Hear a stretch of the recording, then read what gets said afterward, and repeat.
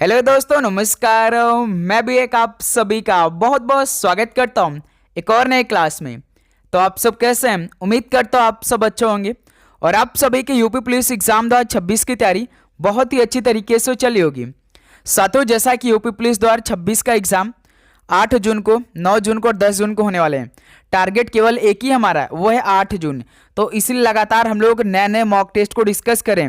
तो साथियों, आज के इस क्लास में दूसरे मॉक टेस्ट को डिस्कस करने वाले हैं और आज का दूसरा मॉक टेस्ट आप सभी को पूरा देना है, क्योंकि देख रहे हैं कि पहले टेस्ट में केवल 30% स्टूडेंट ही पूरे टेस्ट को दिए थे, जिसमें से केवल वो 65 क्वेश्चन सही तक पहुंच पाए थे। कई स्टूडेंट ऐसे थे जो कि 69 क्वेश्चन सही किए थे, 85 क्वेश्चन में थे। तो साथियों, आज की इस क्लास में आप सभी का पूरे 160 नंबर का टेस्ट होने वाले हैं। आप जानते हैं कि आपके पेपर में यानी आपके शिफ्ट में जीके, यूपी जीके से, साइंस और हिंदी से केवल 150 नंबर के क्वेश्चन आने वाले हैं, लेकिन हम आपके लिए अधिक से अधिक क्वेश्चनों का प्रैक्टिस करवा रहे हैं। आप सभी को 120 दिन में से 120 मॉक टेस्ट देना है, यहीं से आप सभी का 110% सिलेक्शन होने वाले हैं। आज आपका 28 मार्च हो चुका है, 3 दिन बाद आप सभी का अप्रैल का महीना स्टार्ट हो जाएगा, उसके बाद मई का महीना, उसके बाद आपका जून में तो पेपर ही होने वाले हैं। और ये क्यों आप करें कि 70% स्टूडेंट पूरे टेस्ट को नहीं दे रहे हैं? इसका मतलब कि आप सभी का टारगेट नहीं है यूपी पुलिस एग्जाम 2026। दोस्त मेरे, आज का यह टेस्ट आप सभी को पूरा देना है, क्योंकि आज के दूसरे टेस्ट में जिस तरह के क्वेश्चन है, समझिए कि आप रियल पेपर के सवालों का टेस्ट दे रहे होंगे। ऐसा क्वेश्चन आज के इस दूसरे मॉक टेस्ट में होने वाले हैं। एक एक क्वेश्चन बहुत ही शानदार तरीके से सेट किया गया है। ओके मेरे दोस्त, तो आज का 160 नंबर टेस्ट में से आप सभी केवल 45 क्वेश्चन सही करने, यदि 90 नंबर आप सभी को लाना है। एक भी प्रश्न पे आप सभी का माइनस मार्किंग नहीं होगा, इसको भी आप ध्यान रखिएगा। सारे क्वेश्चन एक्सपेक्टेड रहने वाले हैं, यूपी पुलिस एग्जाम 2026 के रिलेटेड रहने वाले हैं। ओके मेरे दोस्त, तो चलिए क्लास को शुरू करते हैं। आप क्लास कीजिए या ना कीजिए, लेकिन मेरे दोस्त आप मॉक टेस्ट को तो लगाइए, क्योंकि यहीं से आप सभी का सिलेक्शन होने वाले हैं। आप जानते हैं कि कोई भी स्टूडेंट एग्ज़ाम देकर जब अपने एग्ज़ाम हॉल से बाहर आता है तो वो केवल एक ही बात कहता है कि हमने मॉक टेस्ट खूब दिया था, सेक्शनल टेस्ट हमने बहुत दिया था, चैप्टर वाइज टेस्ट हमने बहुत दिया था। तो दोस्त मेरे, हर एक टाइप के क्वेश्चन इस टेस्ट में आपको मिलेगा, जो कि हम आपको पूरे 120 टेस्ट करवाने वाले हैं। ओके मेरे दोस्त, तो आप इस टेस्ट को पूरा दीजिए, अच्छे से दीजिए। आपको एक क्वेश्चन सही करने में 2 नंबर मिलेगा, 160 नंबर का आज का यह दूसरा टेस्ट होने वाले हैं। ओके, तो पहला प्रश्न आपके स्क्रीन पर आ चुका है। पहले का उत्तर सोच समझकर परख कर दीजिएगा। ओके, भारत का सबसे पुराना राष्ट्रीय उद्यान इनमें से कौन सा है? भारत का सबसे पुराना राष्ट्रीय उद्यान कौन सा है? तो वो जिम कॉर्बेट राष्ट्रीय उद्यान है। पहले का सी ऑप्शन बिल्कुल राइट आंसर है। नेक्स्ट अगला सॉल्व कॉल करेंगे क्वेश्चन नंबर 2 को। बुक्सा जनजाति मुख्य रूप से किस जिले में पाई जाती है? बुक्सा जनजाति मुख्य रूप से किस जिले में पाई जाती है? तो ये देहरादून जिले में पाई जाती है। बी ऑप्शन बिल्कुल परफेक्ट आंसर हो जाएंगे। नेक्स्ट अगला सॉल्व कॉल करिए क्वेश्चन नंबर 3 को। जीएसटी को कौन से संशोधन अधिनियम द्वारा पारित किया गया था? जीएसटी को कौन से संशोधन अधिनियम द्वारा पारित किया गया था? तो 101वें संशोधन अधिनियम द्वारा पारित किया गया था जीएसटी को। बी ऑप्शन बिल्कुल राइट आंसर हो जाएंगे। नेक्स्ट अगला सॉल्व कॉल करिए, और आगे बढ़ने से पहले आप सभी लोगों के लिए पावर प्ले सेल ऑफर चल चुका है मेरे दोस्त। ये 28 मार्च यानी आज से लेकर 31 मार्च तक चलने वाले हैं। इसमें आप जानते हैं आप सभी को लगभग 30,000 क्वेश्चन मिलेगा, प्लस अलग से आप सभी को chapter test, mock test, previous year के समझिए कि पूरा टेस्ट आपको मिल जाएगा। आप किसी भी एग्जाम की तैयारी कर रहे हैं, यूपी पुलिस का तो समझिए ना कि जो लगभग आपका 4 से 5 साल का पूरा पेपर है ना, इस टेस्ट में आपको मिल जाएगा। वो भी मात्र कितने रुपए का? आप किसी भी एग्जाम की तैयारी करिए मेरे दोस्त, आप सभी को ईयरली टेस्ट बुक लेना ही लेना है, जो कि पहले ये 1799 रुपये का, लेकिन 28 मार्च के से लेकर 31 मार्च के बीच में यदि आप इसे लेते हैं तो मात्र आपको 307 रुपये मिलेगा, वो भी पूरे 1 साल के लिए मिलेगा मेरे दोस्त। यदि आप yearly text book pass pro max लेते हैं तो मात्र 391 रुपये में इसे आपको भाई अलग लेवल का एक एक क्वेश्चन आपको इस टेस्ट में मिलने वाले बहुत ही शानदार तरीके से।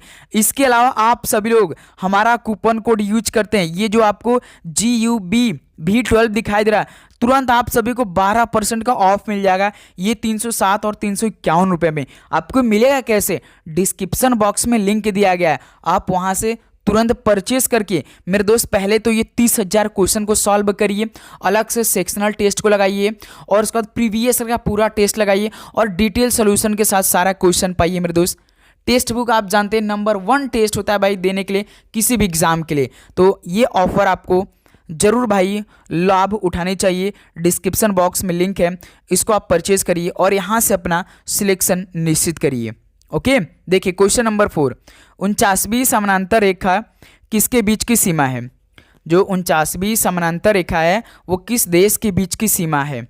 तो ये संयुक्त राज्य अमेरिका और कनाडा के बीच की सीमा है। सी ऑप्शन बिल्कुल राइट आंसर है। नेक्स्ट अगला सवाल को देखिए, क्वेश्चन नंबर 5 को, निम्नलिखित में से किस त्योहार को विजयदशमी के नाम से भी जाना जाता है? किस त्योहार को विजयदशमी के नाम से भी जाना जाता है? तो दशहरा को। ऑप्शन ए बिल्कुल राइट आंसर है। अगला सवाल को देखिए, क्वेश्चन नंबर 6 को, ललित कला अकादमी की स्थापना किस वर्ष में हुई थी? ललित कला अकादमी की स्थापना किस वर्ष में हुई थी? तो 1954 में हुई थी। ऑप्शन ए बिल्कुल परफेक्ट आंसर हो जाएंगे। नेक्स्ट अगला सवाल को देखिए, क्वेश्चन नंबर 7 को, वह दर जिस पर भारतीय रिजर्व बैंक वाणिज्यिक बैंक को अल्पकालीन ऋण देता है क्या कहलाती है? वह दर जिस पर भारतीय रिजर्व बैंक वाणिज्यिक बैंक को अल्पकालीन ऋण देता है क्या कहलाती है? तो वह रेपो दर कहलाती है। ऑप्शन ए बिल्कुल राइट आंसर है। नेक्स्ट अगला सवाल को देखिए, क्वेश्चन नंबर 8 को, 1857 में अंग्रेजों के खिलाफ विद्रोह में इलाहाबाद यानी अब जो प्रयागराज है इसके एक नेता कौन थे? बताएंगे आप सभी लोग।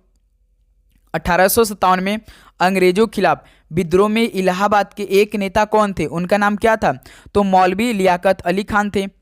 ऑप्शन यहाँ से बिल्कुल परफेक्ट ऑप्शन हो जाएंगे। नेक्स्ट अगला सवाल कॉल करेंगे, क्वेश्चन नंबर 9 को, महाराजा धीराज की उपाधि धारण करने वाला प्रथम शासक कौन था? महाराजा धीराज की उपाधि धारण करने वाला प्रथम शासक कौन था? तो वो चंद्रगुप्त प्रथम था। बी ऑप्शन बिल्कुल राइट आंसर हो जाएंगे। नेक्स्ट अगला सवाल को देखिए, क्वेश्चन नंबर 10 को, भारतीय देशों की श्रेणी में आते हैं यानी भारत कौन से आय देशों की श्रेणी में आते हैं? तो निम्न मध्यम आय देशों की श्रेणी में आते हैं भारतीय। ऑप्शन ए यहाँ सब सभी का बिल्कुल राइट आंसर है।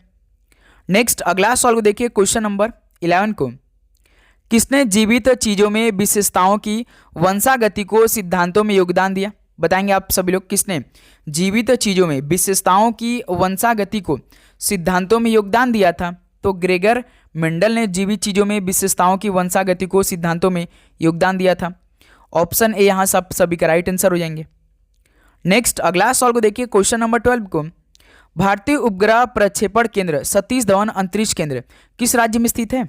बताइए, भारतीय उपग्रह प्रक्षेपण केंद्र सतीश धवन अंतरिक्ष केंद्र ये किस राज्य में स्थित है?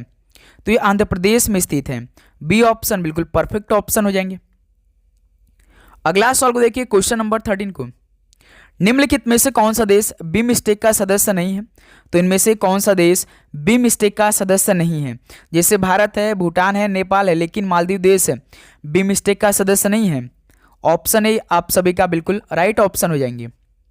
अगला सवाल को देखिए, क्वेश्चन नंबर 14 को, भारतीय संविधान का अनुच्छेद 21A किसका अधिकार प्रदान करता है? बताएंगे आप सभी लोग। भारतीय संविधान का जो अनुच्छेद 21A है किसका वो अधिकार प्रदान करता है? तो शिक्षा का अधिकार प्रदान करता है। डी ऑप्शन बिल्कुल राइट आंसर हो जाएंगे। अगला सवाल को देखिए, क्वेश्चन नंबर 15 को, भारत में समुद्र तट पर कितने राज्य हैं? भारत में समुद्र तट पर कितने राज्य हैं? तो पूरे 9 राज्य हैं। तो सी ऑप्शन आपका बिल्कुल राइट आंसर है। ओके दोस्त, मेरे आप सभी का टेस्ट चल रहा है, लास्ट में स्कोर पूछेंगे, जो भी प्रश्न का आपको उत्तर आएगा या नहीं आएगा, लेकिन आप सभी को आंसर करना है, ध्यान रखिए, क्योंकि एक भी प्रश्न पे आप सभी का माइनस मार्किंग नहीं होगा। निम्नलिखित स्वतंत्रता सेनानियों में से किसने सर्वेंट्स ऑफ इंडिया सोसाइटी की स्थापना की? बताइए, सर्वेंट्स ऑफ इंडिया सोसाइटी की स्थापना किसने की थी? वो भी स्वतंत्रता सेनानियों में से। वो कौन थे? सभी बताएंगे। तो वो गोपाल कृष्ण गोखले थे। सी ऑप्शन बिल्कुल राइट आंसर है।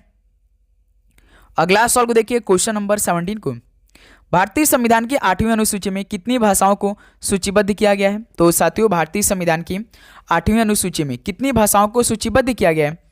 पूरे 22 भाषाओं को सूचीबद्ध किया गया। तो बी ऑप्शन बिल्कुल राइट आंसर हो जाएंगे।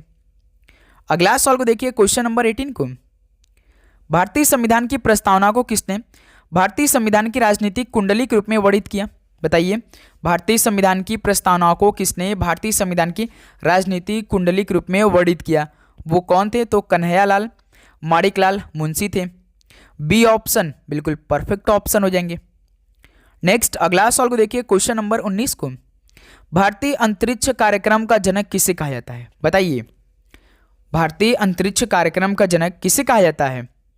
तो विक्रम साराभाई को कहा जाता है। सी ऑप्शन बिल्कुल परफेक्ट ऑप्शन हो जाएंगे।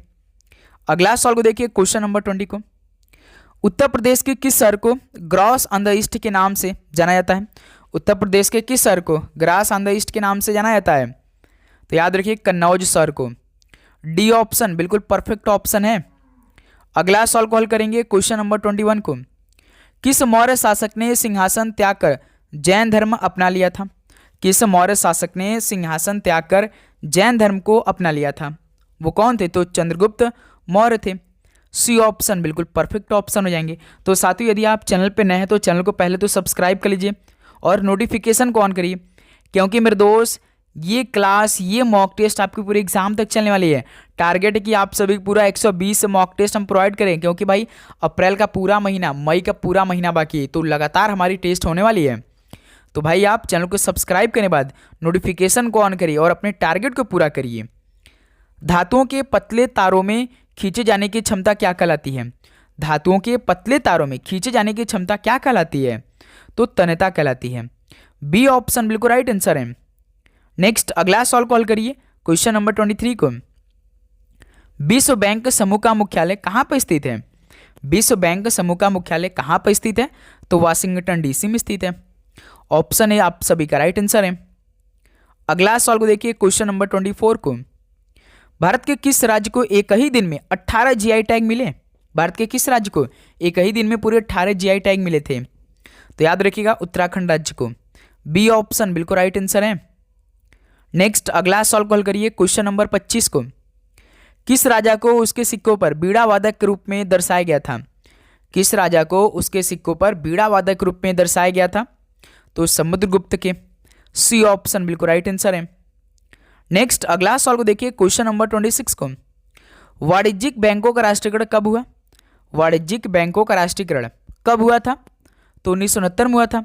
डी ऑप्शन बिल्कुल परफेक्ट ऑप्शन है। नेक्स्ट अगला सवाल को देखिए क्वेश्चन नंबर 27 को, 1892 के भारतीय परिषद अधिनियम की रूपरेखा किसने तैयार की थी?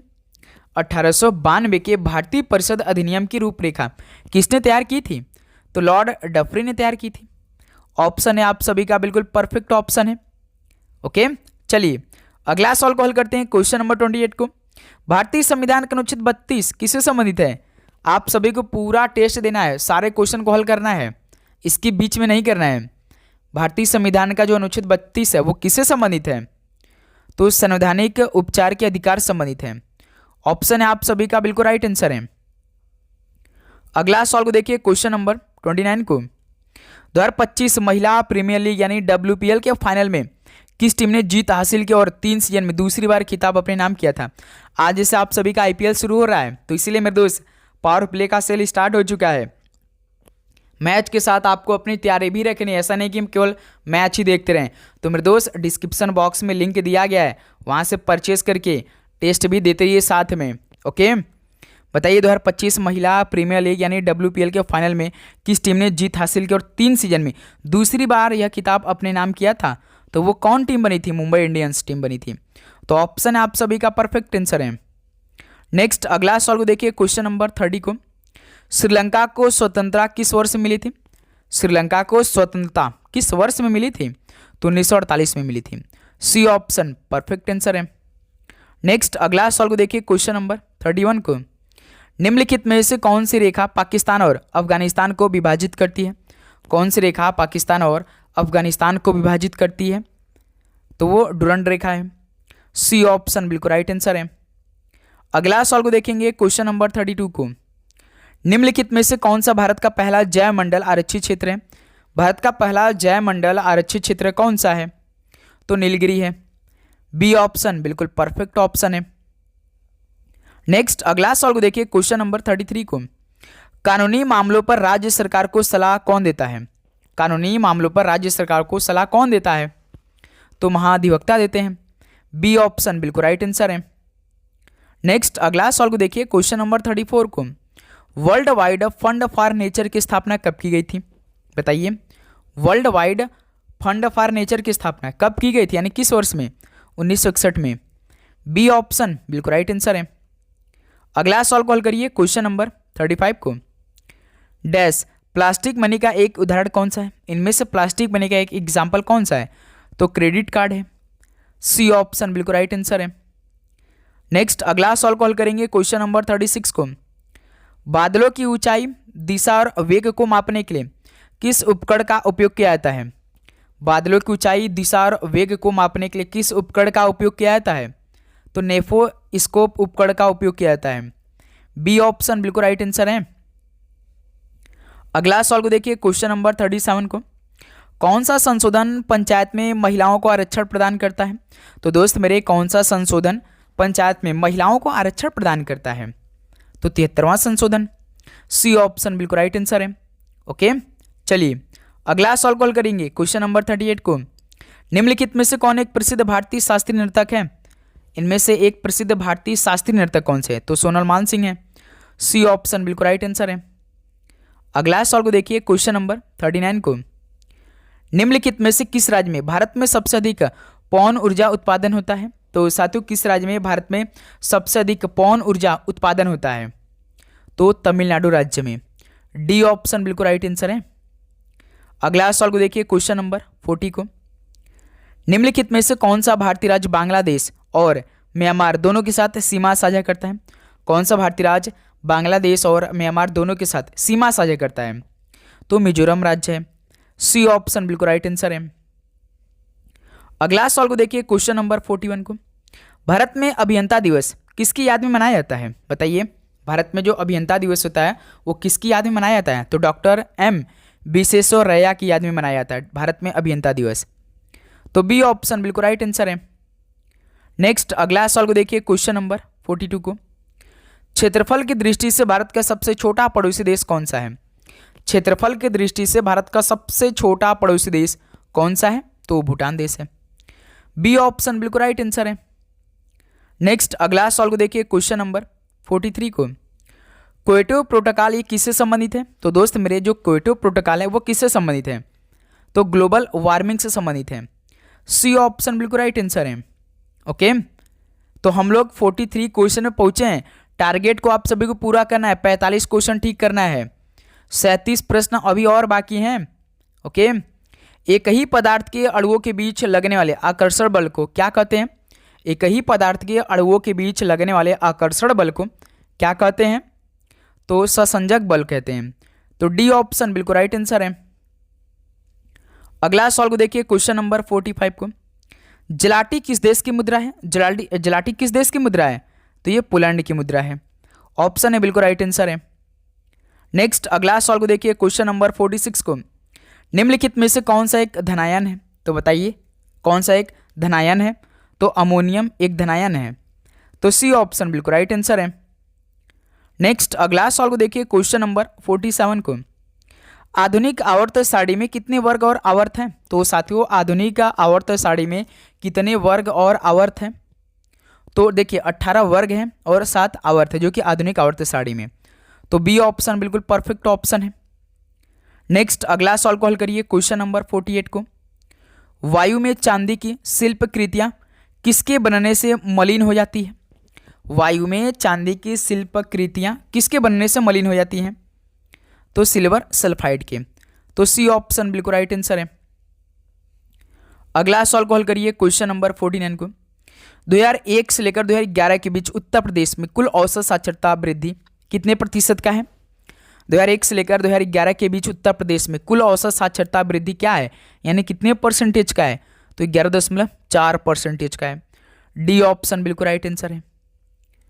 अगला सवाल को देखिए, क्वेश्चन नंबर 50 को, निम्नलिखित में से कौन सा भारत का राष्ट्रीय जलीय जंतु है? बताइए, भारत का राष्ट्रीय जलीय जंतु कौन सा है? तो गंगा डॉल्फिन है। सी ऑप्शन बिल्कुल राइट आंसर है। अगला सवाल को देखिए, क्वेश्चन नंबर 51 को, उत्तर प्रदेश के किस जिले में वन के तहत सबसे कम क्षेत्र हैं? बताइए, उत्तर प्रदेश के किस जिले में वन के तहत सबसे कम क्षेत्र हैं? तो भदोही में। ऑप्शन ए आप सभी का बिल्कुल राइट आंसर है। अगला सवाल को हल करेंगे, क्वेश्चन नंबर 52 को, निम्नलिखित में से कौन सा वाक्य द्विकर्मक क्रिया का उदाहरण है? यानी दो बार ऐसा कौन शब्द है? खा खा, माँ बच्चे को खाना खिलाती है, ये वाक्य द्विकर्मक क्रिया की एग्जाम्पल है। तो ऑप्शन है आप सभी का बिल्कुल राइट आंसर है। नेक्स्ट अगला सवाल को हल करिए, क्वेश्चन नंबर 53 को, मोहिनी ने चिड़ियाघर में पक्षी देखे, रेखांकित शब्द में कौन सा कारक है? मोहिनी ने चिड़ियाघर में पक्षी देखे, रेखांकित शब्द में कौन सा कारक है? पक्षी कौन सा कारक है? तो ये कर्म कारक है। ऑप्शन ए बिल्कुल राइट आंसर है। ओके, चलिए अगला सवाल को हल करिए, क्वेश्चन नंबर 54 को, शिवाजी ने साधक से कहा, वत्स बताओ तुम्हें क्या चाहिए? रेखांकित शब्द का सर्वाधिक उपयुक्त तत्भर रूप क्या होगा? वत्स यानी बच्चा बताओ तुम्हें क्या चाहिए। ठीक है, तो ऑप्शन है आप सभी का राइट आंसर है।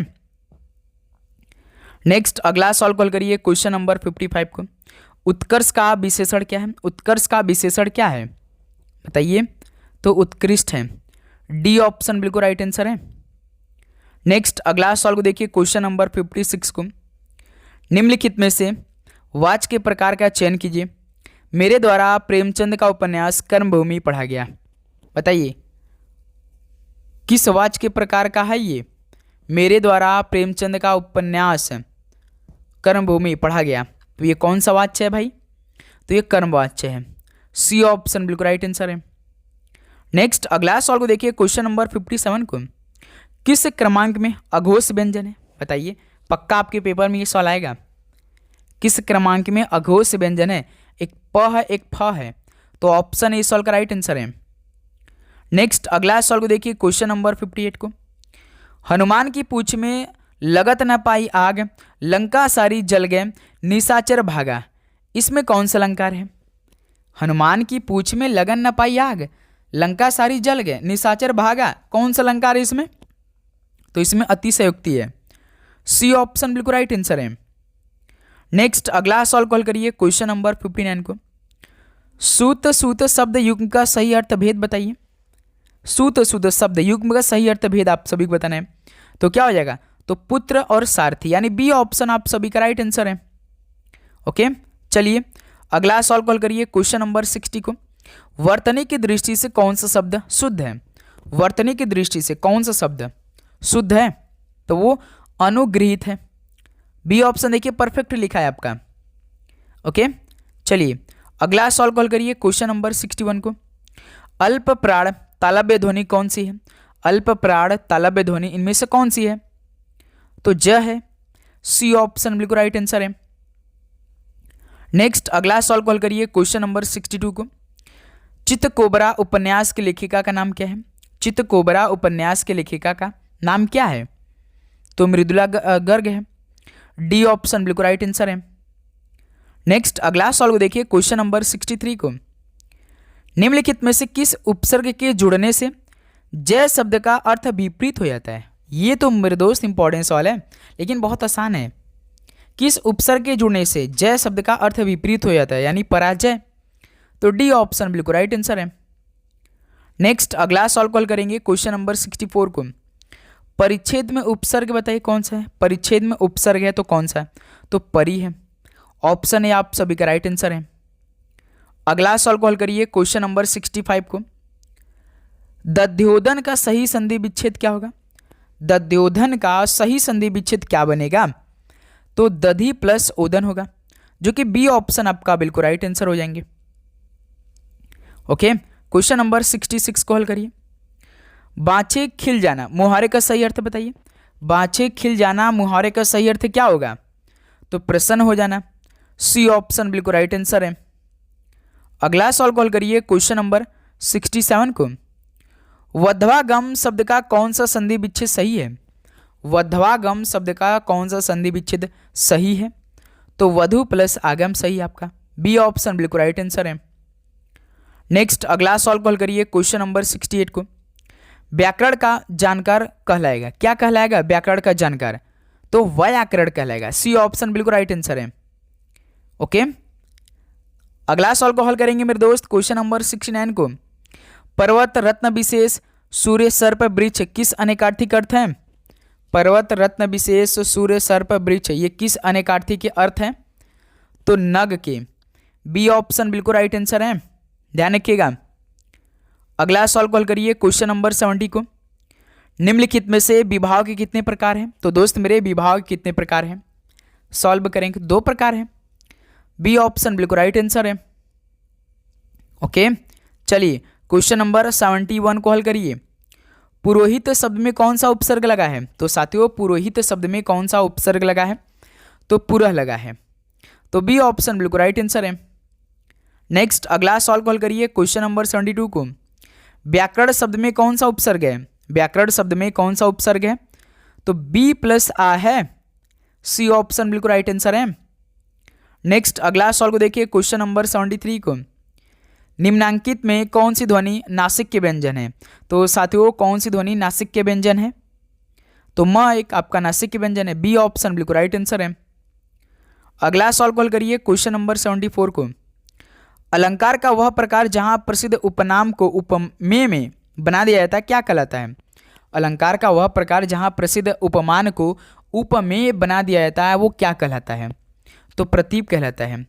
बी ऑप्शन आपका बिल्कुल राइट आंसर है। अगला सॉल्व कॉल करिए क्वेश्चन नंबर 75 को। कलम का सिपाही जीवनी के रचयिता कौन है? कलम का सिपाही जीवनी के रचयिता कौन है? तो अमृत राय है। बी ऑप्शन बिल्कुल राइट आंसर है। ओके, अगला सॉल्व कॉल करिए क्वेश्चन नंबर 76 को। क्रीड़ा क्षेत्र का सही सामासिक विग्रह निम्न में से कौन सा है? क्रीड़ा क्षेत्र का सही सामासिक विग्रह कौन सा है? तो क्रीड़ा के लिए क्षेत्र है, उसे क्रीड़ा क्षेत्र कहते हैं, क्रीड़ा के लिए क्षेत्र। तो डी ऑप्शन राइट आंसर है। नेक्स्ट अगला सॉल्व कॉल करिए क्वेश्चन नंबर 77 को। गोविंद ने राम को जगवाया, इसमें किस प्रकार की क्रिया है? गोविंद ने राम को जगवाया, इसमें किस प्रकार की क्रिया है? तो प्रेरणार्थक क्रिया है। डी ऑप्शन बिल्कुल राइट आंसर है। नेक्स्ट अगला सॉल्व कॉल करिए क्वेश्चन नंबर 78 को। ज्ञानपीठ पुरस्कार से पुरस्कृत कृति कौन है? तो चिदंबरा है। डी ऑप्शन बिल्कुल राइट आंसर है। अगला सॉल्व को देखिए क्वेश्चन नंबर 79 को। निम्न में से प्रज्ञा और मनीषा शब्द का पर्यायवाची इनमें से कौन सा नहीं है? तो साथियों प्रज्ञा और मनीषा शब्द का पर्यायवाची कौन सा नहीं है? जैसे देखिए विवेक है, मेधा है, मति, लेकिन विधाता नहीं है। तो डी ऑप्शन बिल्कुल राइट आंसर हो जाएंगे। चलिए भाई लास्ट सवाल आज की इस क्लास का हल करिए। निम्न में से कर्ता मैं एक वचन का बहुवचन बताइए। निम्न में से कर्ता मैं एक वचन का बहुवचन बताना है, तो क्या हो जाएगा? मैं यानी हम। डी ऑप्शन बिल्कुल राइट आंसर है। तो साथियों 80 सवाल कंप्लीट हो गया। अब बताइए कि आप सभी का इन 80 सवाल में से क्या 45 सवाल दूसरे टेस्ट में कंप्लीट हुआ? डाटा चेक करेंगे भाई, क्लास एंड होगा तो हम डाटा चेक करेंगे कि देखेंगे आज कितने % स्टूडेंट ने टेस्ट को दिया और कितना सही प्रश्न उनका सही हुआ। ओके दोस्त मेरे, तो आपको पूरा टेस्ट देना है अच्छी तरीके से। तो इसी तरह एक और टेस्ट आएगा आप सभी का, लगातार डेली आप सभी का टेस्ट आएगा। तो चैनल को आप सब्सक्राइब करके नोटिफिकेशन को ऑन करिए अच्छे से। ओके, तो चलिए इस क्लास को यहीं पर समाप्त करते हैं। मिलते हैं साथ ही एक और नई क्लास के साथ। आप लोग टेस्ट दीजिए, मॉक टेस्ट लगाइए, एनालिसिस करिए, रिवीजन करिए। ओके, आप सभी को एग्जाम के लिए बेस्ट आप लग। आपका सिलेक्शन यहीं से होने वाले। अपनी तैयारी जी जान से रखिए भाई। ओके, सभी को जय हिंद जय भारत। पढ़ाई करते रहिए। All the very best. धन्यवाद।